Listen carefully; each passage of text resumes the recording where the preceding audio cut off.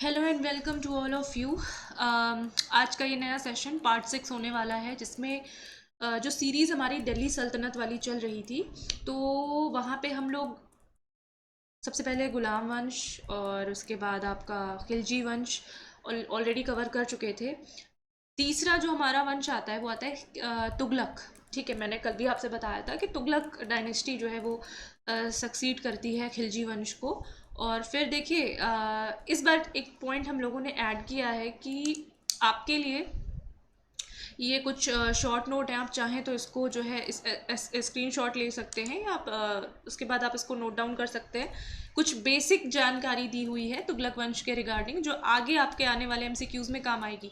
दूसरी चीज़ मैं आपको बता दूं, ये जो एमसीक्यूज आप यहाँ सॉल्व कर रहे हैं इसमें विद एक्सप्लेनेशन आपको मैं समझाती हूँ, ताकि इन फ्यूचर आपको जल्दीबाजी में कोई एग्ज़ाम देना है या आप नहीं पढ़ना चाह रहे हैं, अभी आप बहुत डिटेल में नहीं पढ़ना चाहते हैं, तो ये एमसीक्यूज इतने चुनिंदा पॉइंट्स से बनाए हुए होते हैं और आए हुए होते हैं कि अगर आप अभी के लिए छोड़ भी देते हैं कॉम्प्रिहेंसिव पार्ट, तो भी आपका काफ़ी हद तक इससे सिलेबस तैयार हो जाता है। ठीक है, तो कोशिश यही रहती है कि आपका मैक्सिमम जो है वो सिलेबस एमसीक्यूज के साथ साथ तैयार हो जाए। अब बहुत से लोगों को समझ नहीं आती वैल्यू कि भाई एमसीक्यू या टेस्ट सीरीज़ की वैल्यू क्या होती है। भगवान भरोसे उनको समझ में आएगा एक दिन। चलिए अपन आगे बढ़ते हैं। तो आज ये तुगलक डायनेस्टी हम करेंगे, इसका आपने एसएस ले ही लिया होगा। चलिए, इसके बाद जो दूसरा है आपका पहला क्वेश्चन है, अगली स्लाइड ये है भाई, गाजी मलिक किस राजवंश के संस्थापक थे? सीधे सीधे नाम ही पूछ लिया है। अब बुद्धिमान लोग कहेंगे कि मैम ये तो तुगलक वंश आप पढ़ा रही हैं, तो हाँ भाई तुगलक वंश ही होगा। बट अगर आपको एग्जाम में ये नहीं पता है कि हम आज एग्जाम में, तो वो बताएगा नहीं ना कि मैं आज तुगलक वंश से क्वेश्चन देने वाला हूँ एग्जामिनर, तो आपको फिर पता होना चाहिए। गाजी मलिक नाम ध्यान रखिएगा, गाजी मलिक बेसिकली गयासुद्दीन तुगलक का नाम था, उसको बोला जाता था गाजी मलिक, वो ही था फाउंडर तुगलक वंश का। तो ठीक है, तो वो तुगलक वंश ही आपका सही आंसर होगा। ये इसका एक्सप्लेनेशन दिया हुआ है। तुगलक वंश ने 1320 से 1414 तक भारत पर शासन किया। अब देखिए, मैंने आपको बताया था सबसे लंबी डायनेस्टी, जो सबसे लंबा जिसका कालक्रम चला था वो यही तुगलक वंश था। ठीक है, ये पॉइंट भी कहीं ना कहीं लिखा होगा, अगर नहीं लिखा है तो आप लिख लीजिए क्योंकि ये आया हुआ क्वेश्चन है। ठीक, आगे देखते हैं। तारीख फिरोज शाही। भाई देखिए, मेडिवल इंडिया हो, एंशियंट हो या मॉडर्न हो, किताबों से क्वेश्चन बहुत आते हैं, बहुत ज़्यादा आते हैं। तो ये जो किताब है ये बहुत चर्चित, बहुत आए हुए एग्ज़ाम की, मतलब बहुत सारे एग्ज़ाम में आई हुई किताब है। तारीख फिरोज शाही के साथ एक नाम रट लीजिएगा, ज़बरदस्त नाम है, ज़ियाउद्दीन बरनी। सिर्फ और सिर्फ ज़ियाउद्दीन बरनी। ठीक है, तारीख फिरोज शाही। चलिए ठीक है, हो गया, आगे बढ़े। ये देखिए, ये कितना अच्छा काम किया है हम लोगों ने। यहाँ पे बहुत सारे राइटर्स और उनकी बहुत इंपॉर्टेंट किताबों का कलेक्शन दिया हुआ है। इसको जू अभी तो आप एसएस ले लीजिए, उसके बाद इसको जूम करके लिख लीजिएगा, या आपके पास पहले से कहीं लिस्टिंग हो तो वेल एंड गुड, आप उससे कुल मिला के रट्टा लगाना है। रट्टा लगाना आपका काम है। ये बहुत इंपॉर्टेंट स्लाइड है, आप चाहें तो इसका स्क्रीनशॉट ले लीजिए। तीसरा क्वेश्चन कहता है गाजी मलिक किस तुगलक शासक का दूसरा नाम था? वही बात अभी थोड़ी देर पहले मैंने रिपीट करी कि गयासुद्दीन तुगलक का ही नाम था गाजी मलिक। ठीक है, थर्ड का हो जाएगा आपका डी, गयासुद्दीन तुगलक। तो देखिए, गयासुद्दीन तुगलक एक वो तुगलक शासक है जिसके लिए कहा जाता है कि ज़्यादा वो मत बनो, तुगलक खान मत बनो, बैठे बैठे फरमान जारी कर रहे हो। कुछ पॉलिसीज़ इनकी थी ऐसी जो लोगों को पसंद नहीं आती थी। निज़ामुद्दीन औलिया के साथ एक बहुत बड़े सूफ़ी संत हुए हैं, दिल्ली में उनकी मज़ार है। निज़ामुद्दीन औलिया के साथ इनकी कुछ झड़प हो गई थी, और इसी गयासुद्दीन तुगलक के लिए निज़ामुद्दीन औलिया ने एक कथन बोला था, दिल्ली अभी दूर है। पूछता है वो एग्जाम में कभी कभी, जब एक भक्ति और सूफी आंदोलन वाला एक चैप्टर होता है, जब हम लोग उस पर पहुंचेंगे तो वहाँ ये सारी चीज़ें डिस्कस करेंगे। ठीक है, भारत में तुगलक वंश का संस्थापक और ये सब कुछ इंपॉर्टेंट पॉइंट हैं, देख लीजिएगा। और ये अच्छी चीज़ है, देखिए, ये तो बिल्कुल से देख लीजिएगा कि कौन कौन से लोग तुगलक उसमें राज करे थे और उनका काल क्या है, कालानुक्रम क्या है। ठीक है ना, ये ज़रूर ध्यान दीजिएगा इस पर। चौथा क्वेश्चन है, राजवंश के फिरोज तुगलक, मतलब तुगलक राजवंश के, थोड़ा सा वो आप कह सकते हैं कि पचा गए हैं वो आगे का शब्द। कोई बात नहीं, आप समझ जाइए। तुगलक राजवंश के फिरोज तुगलक ने हरियाणा में कौन से शहर का निर्माण किया था? टोहाड़ा, हांसी, सिवानी और फतेहाबाद। तो यू हैव टू अंडरस्टैंड कि हरियाणा में उस वक्त पे देखिए अलग अलग नाम से अलग अलग तो सुल्तानों ने अपने अपने काम किए। जैसे फतेहाबाद, ठीक है, फतेहाबाद जो है वो फिरोज तुगलक ने बसाया था। अभी आगे आप एक पढ़ेंगे मोहम्मद बिन तुगलक, उनकी स्मृति में जौना खान नाम था मोहम्मद बिन तुगलक का, तो उनकी स्मृति में फिरोज शाह तुगलक ने जौनपुर, आपको जो जौनपुर आता है ना, आपका पूर्वांचल में पड़ता है, बहुत से लोग शायद वहाँ के बिलोंगिंग, तो जौनपुर भी आपका फिरोज शाह तुगलक ने ही बसाया था। लेकिन हरियाणा में अगर पूछ रहा है तो वहाँ आंसर फतेहाबाद होगा। ठीक, इसका देखिए, इसका कुछ दिया हुआ है यहाँ पे। मोहम्मद बिन तुगलक की मृत्यु के बाद तीसरा शासक था। इसमें काम की चीज़ क्या है?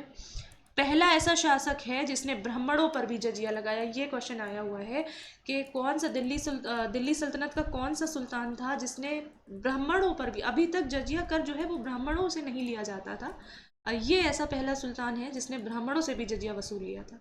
ठीक है। गयासुद्दीन तुगलक अलाउद्दीन खिलजी के शासनकाल के दौरान का राज्यपाल था। देखो भाई, जाहिर सी बात है, पहले ये किसी ना किसी सुल्तान के अंडर में होते हैं, फिर उनको मात दे करके खुद अपना एक एम्पायर खड़ा कर लेते हैं। ये हमेशा से राजनीति में चला आया है। तो गयासुद्दीन तुगलक जो है वो अलाउद्दीन खिलजी के समय पंजाब का राज्यपाल था। ठीक है, पंजाब में थे। उसके बाद जैसे ही इन्होंने देखा अलाउद्दीन खिलजी का शासन ख़त्म हुआ, उसका बेटा बहुत कमज़ोर निकला, खिज़्र खान जो था, और बहुत, वो खिज़्र खान कह रही हूँ मैं, उसका नाम मुझे याद नहीं आ रहा अभी, मुबारक शाह खिलजी, वो बहुत कमज़ोर था और बहुत मतलब योग्य शासक नहीं था। बस इन्होंने मौका देखा और मौके देख के इन्होंने सत्ता उसकी अपने नाम कर ली। कुछ ऐसे ही रहा है, इनके बारे में कुछ इंपॉर्टेंट है नहीं। एक क्वेश्चन जो बार बार मोहम्मद बिन तुगलक के बारे में पूछता है, उनमें से एक ये देखिए, लिखा है किसने अपनी राजधानी दिल्ली से दौलताबाद में स्थानांतरित किया? असल में क्या हो रहा था, बहुत ज़्यादा आक्रमण बढ़ गए थे मंगोलों के, तो मोहम्मद बिन तुगलक को ऐसा लगता था कि राजधानी परिवर्तन कर लेने से वो बच जाएंगे, जो उनकी सबसे बड़ी भूल थी। तो दिल्ली से दौलताबाद स्थानांतरित करने वाले आपके यही थे, मोहम्मद बिन तुगलक। एक्चुअली यहाँ दिल्ली नहीं होना चाहिए, देवगिरी से दौलताबाद की थी। ठीक है, इसको काट के आप देवगिरी कर लीजिएगा, दिल्ली से नहीं, देवगिरी से की थी। ठीक है, बाकी इसको एक बार और मैं चेक कर लूँगी, थोड़ा सा कन्फ्यूजन डायलमा हो गया है मुझे भी, क्योंकि जहाँ तक मुझे पता है देवगिरी से दौलताबाद स्थानांतरित की थी। ओके, आगे देखते हैं। अगला क्वेश्चन, दिल्ली से दौलताबाद स्थानांतरित कर दी थी, मैं इसको एक बार चेक करके अगली बार बता दूंगी, कंफर्म कर दूंगी। ऐसा होना तो नहीं चाहिए मेरे दिमाग पे। ठीक है, इसको छोड़ते हैं, अभी आगे बढ़ते हैं। किस दिल्ली सुल्तान ने सांकेतिक मुद्रा को कुछ हद तक वर्तमान की मुद्रा की तरह चालू किया? इन्होंने क्या किया, इन्होंने अपने नाम का जो भी इन्होंने सोचा हो कि पुरानी मुद्रा हटा देंगे और हम अपने सांकेतिक मुद्रा चलाएंगे, उसका भी लोगों ने मिसयूज़ किया। कैसे, वो सब बहुत डेप्थ की चीज़ें हैं, लेकिन कुल मिला के इनका ये एक्सपेरिमेंट भी फेल हो गया था। एक तो राजधानी परिवर्तन करके ये इन्होंने बहुत बड़ा सत्यानाश किया, सांकेतिक मुद्रा चलाई इन्होंने, और ये सब इनके कुछ काम थे जो सक्सेसफुल नहीं हुए थे। तो ये मोहम्मद बिन तुगलक ही हैं भाई। लेकिन ये बंदा बहुत अच्छा था। कैसे? उस समय पे सती प्रथा को समाप्त करने की कोशिश मोहम्मद बिन तुगलक ने की थी। ठीक है, मोहम्मद बिन तुगलक के बारे में एक और चीज़ है, दिल्ली सल्तनत का एकमात्र ऐसा सुल्तान जो हिंदुओं के त्यौहार होली में पार्टिसिपेट करता था। बाकी सब बहुत कट्टरवादी थे, निश्चित तौर पे सब हर धर्म के वो अपने कट्टरवादी होते हैं, लेकिन ये हर धर्म में एक अपवाद भी होता है। मोहम्मद बिन तुगलक ऐसे अपवाद में से एक थे और वो होली में साथ दे, तो ये क्वेश्चन भी आया हुआ है, क्योंकि भाई एकमात्र सुल्तान है जो ऐसा कुछ कर रहा है। ठीक है, इसका एक्सप्लेनेशन नहीं दिया है, कोई बात नहीं, इसके पहले जो एक्सप्लेनेशन दिया था उसमें आप देख सकते हैं। खिज़्र खान किस वंश का था? थोड़ा सा ये क्वेश्चन आपको परेशान कर सकता है, क्योंकि यहाँ जो लोग सोच रहे होंगे कि अरे तुगलक चल रहा है, तुगलक लगाएंगे, तुगलक तो ऑप्शन में ही नहीं है भाई। ठीक है, तो खिज़्र खान जो है वो सैयद डायनेस्टी का है। ये क्वेश्चन यहाँ धोखे से डाला गया है थोड़ा चीट करने के लिए, आगे आने वाली MCQ में सैयद वंश पढ़ेंगे हम। ठीक है, तो खिज़्र खान सैयद वंश, ये देखिए। तुगलक वंश के किस शासक का राज्याभिषेक 2 बार करवाया गया? मतलब एक ऐसे सुल्तान थे जिनको बहुत मज़ा आ रहा था, एक बार इधर एक बार उधर, तो फिरोज शाह तुगलक थे, इनको 2 बार राज्याभिषेक करना था और उन्होंने करवाया था। ठीक है, तुगलक वंश का वर्तमान के किन किन देशों के भागों पर अधिकार था, मतलब क्वेश्चन का क्या पूछ रहा है कि आज के, क्योंकि अब पहले तो इंडिया टूटा हुआ नहीं था, सब एक साथ था अपना, अफगानिस्तान, बांग्लादेश, भूटान, नेपाल, सब मतलब पूरा लगभग लगभग टेरिटरी हमारी एक जैसी थी। टूटता गया, तो अब तुगलक वंश के समय पे जो इंडिया एक जैसा था, वो तुगलक डायनेस्टी कहाँ कहाँ तक फैली हुई थी, ठीक है, भारत में थी, नेपाल में थी, पाकिस्तान में थी, उपरोक्त सभी ये तीनों जगह पे तुगलक वंश फैला हुआ था, इतनी लंबी जड़ें थी, सोचिए। तो ये था हमारा तुगलक वंश। और भी इसमें इंपॉर्टेंट चीज़ें हो सकती हैं, वो समय पे अभी छोड़ते हैं। फिलहाल मैंने कोशिश करके लगभग लगभग चीज़ें ख़त्म करा दी हैं। कोई भी डाउट हुआ करे, फीडबैक हुआ करे, आप लोग कमेंट किया करिए, ठीक है। एप्लीकेशन का नाम आपको सामने दिख रहा होगा, सामने कुछ 2 नंबर भी आपको दिख रहे होंगे। कोई भी डाउट इन नंबर पे कॉल करके पूछ सकते हैं आप लोग, ठीक है।